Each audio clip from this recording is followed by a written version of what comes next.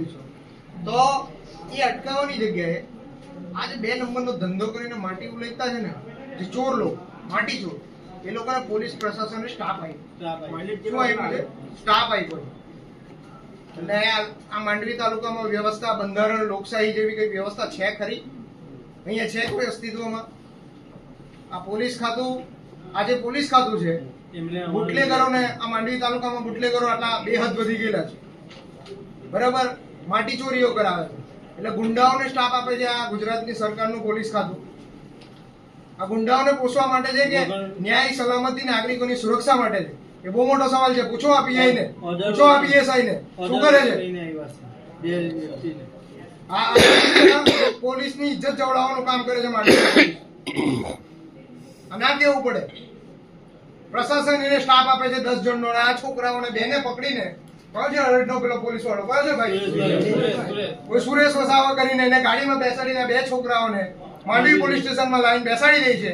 તારી બહુ વધી ગયેલી છે, તારે ત્યાં જવાનું નહીં, અને આ લોકોને માંડવી પોલીસ સ્ટેશનમાં ઉલટા આ લોકોને બેસાડે છે। તો આ કઈ પ્રકારની લોકશાહી છે? છે અહીંયા વ્યવસ્થા જેવું, બંધારણ જેવું, કે આવું આ ગુંડાઓનું રાજ ચાલવાનું, માટી ચોરોનું રાજ ચાલવાનું પોલીસના પ્રશાસનમાં?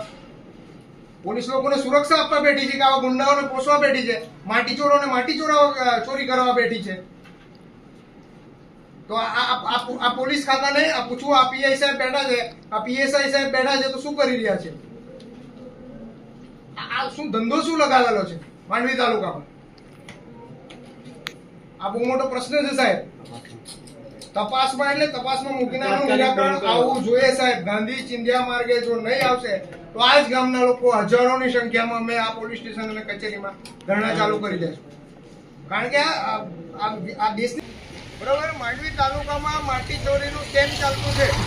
માટી ચોરીનું એક બહુ મોટું, મસ્ત મોટું કૌભાંડ ચાલી રહ્યું છે, અને એને છાવરવામાં માંડવીની પોલીસની ભૂમિકા છે।